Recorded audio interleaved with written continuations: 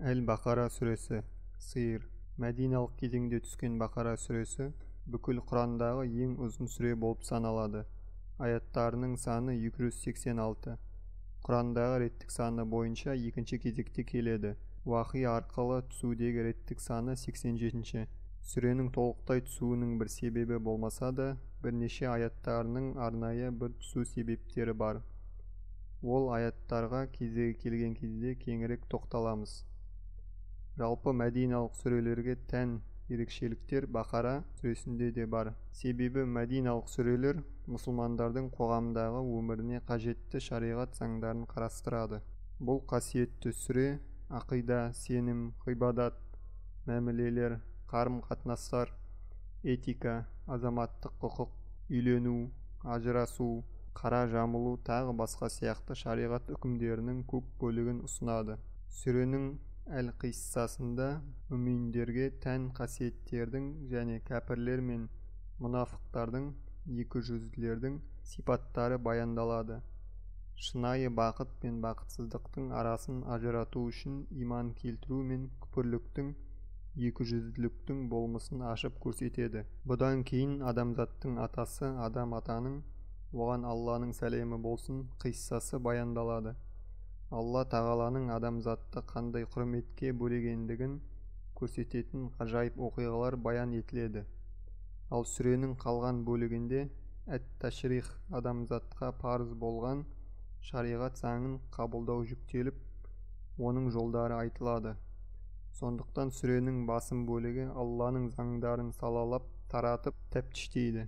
Атап айтқанда, азаматтардың құқығы, оған некелесу, ажырасу, бала тәрбиесі, идда, қара жамылу, мүшрік әйелдерге үйлену, әйелдердің етеккірі келген кездегі тыйымдар және де қоғамның негізгі кірпіші болып саналатын отбасылық құқықтық ережелер жатады. Екіншісі, ораза тұтуға қатысты ережелер. Үшіншісі, қажылық пен умра үкімдері. Төртіншісі, Алла жолындағы күреске шығу, шейіт болу, ғазауат соғыстарына қатысты заңдар. Сүреде әр рибаны, өсімқорлық пайызды қолданудың қоғамдық құрылысты құлдырататын зиянын атап айтады. Өсімқорлықпен айналысатындарға Алланың дайындаған жазасы жайлы дәлелдер келтіреді.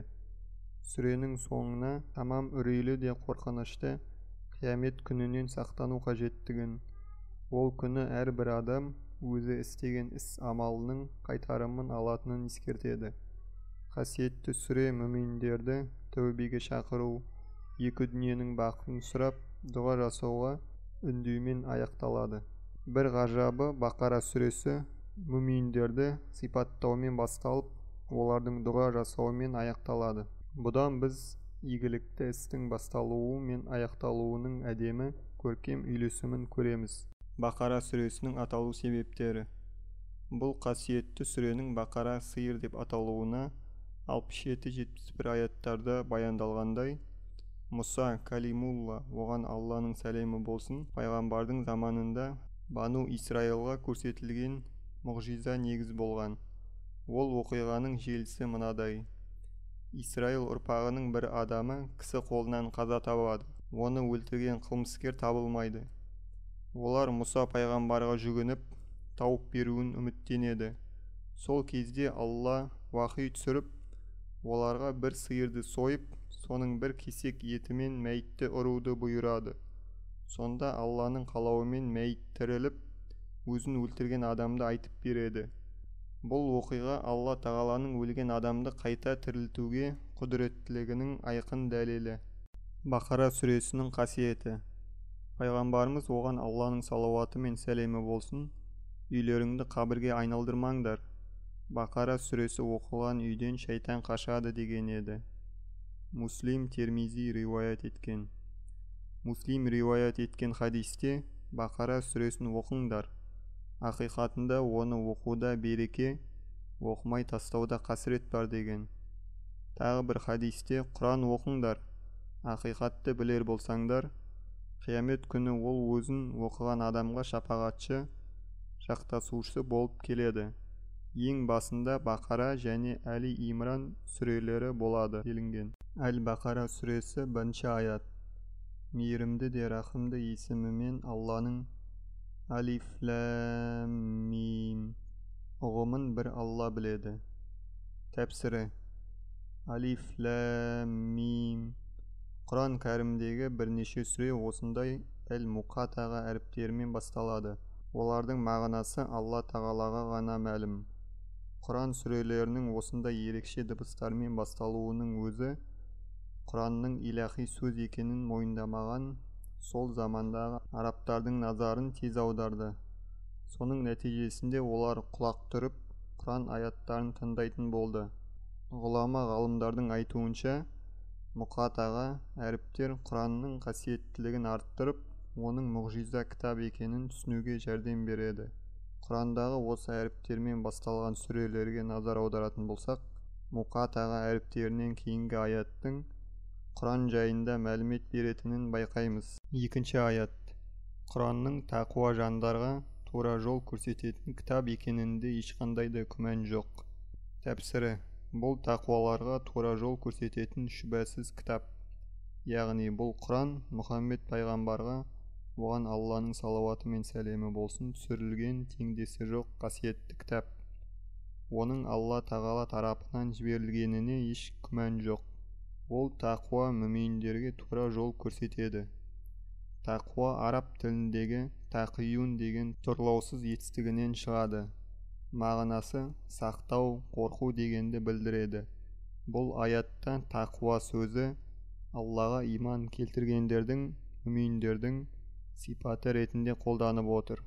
Яғни Құран Алланың әмір бұйрықтарын орындау, тыйған істерінен тыйылу арқылы Құдайдың қаһарынан сақтанған, қорыққан мүминдер үшін тура жол болмақ.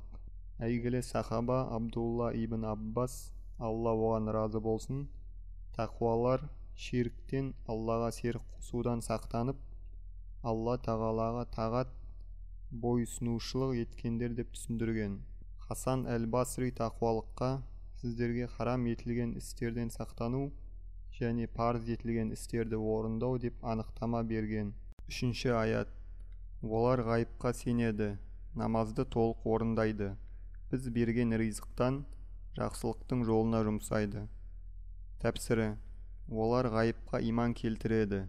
Ғайып дегенімізге адамзат хауасы хамса, 5 сезім мүшелері арқылы танып біле алмайтын, Құран кәрімде немесе пайғамбарымыздың, оған Алланың салауаты мен сәлемі болсын, тілімен айтылған қайта тірілу, жаннат, тозақ, сират көпірі сияқты адам баласы үшін көмескі құбылыстар жатады. Бұлар пәлсапа тілінде метафизика деп айқындалады. Олар намазды толық орындайды.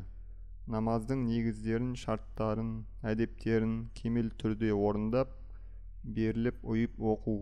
Ибн Аббас намазды толық орындау дегеніміз рукулерді, сәжделерді өз рәсімімен атқарып, намаздағы оқылатын Құран аяттарын нақышына келтіріп айту деп түсіндірген екен.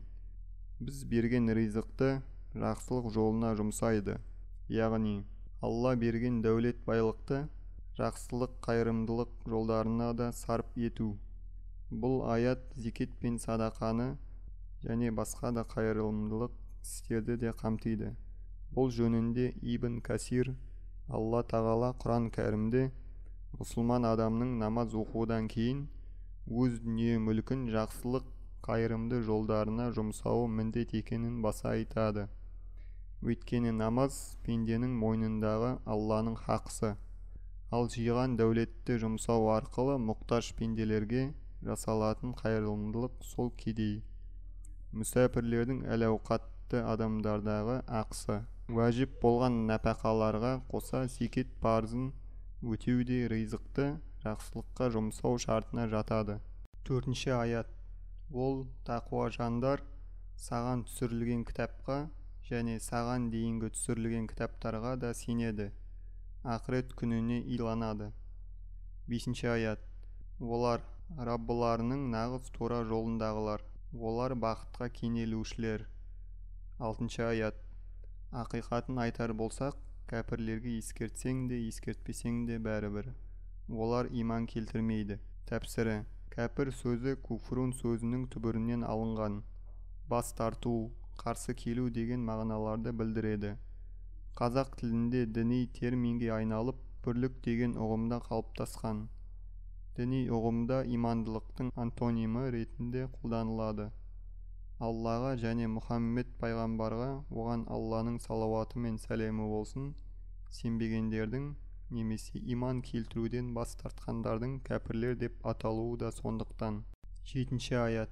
Алла олардың жүректерін мөрлеп бекітті.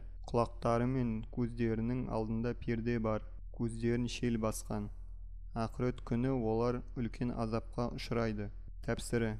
Шариғат ілімінің сараптауы бойынша адам баласының тура жолдан таюын далалат, ал дұрыс жолға түсулерін хидаят деп атаса, жақсылық жасауды таңдауын ирада, ал жамандықты таңдауын машия деп атайды.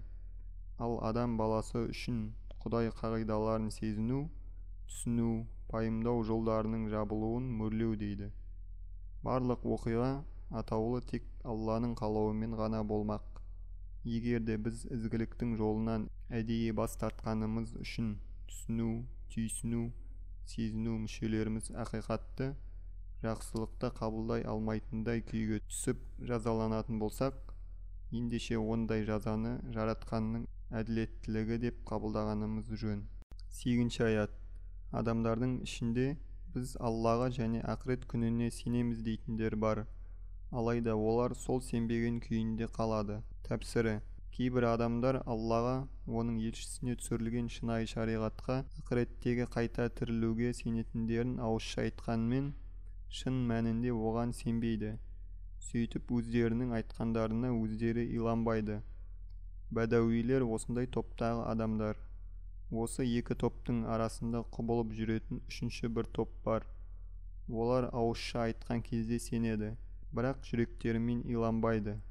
Кәпірлердің ішіндегі Алланың қаһарына ең жақын тұрғандары дүние байлыққа құнығып кеткендері.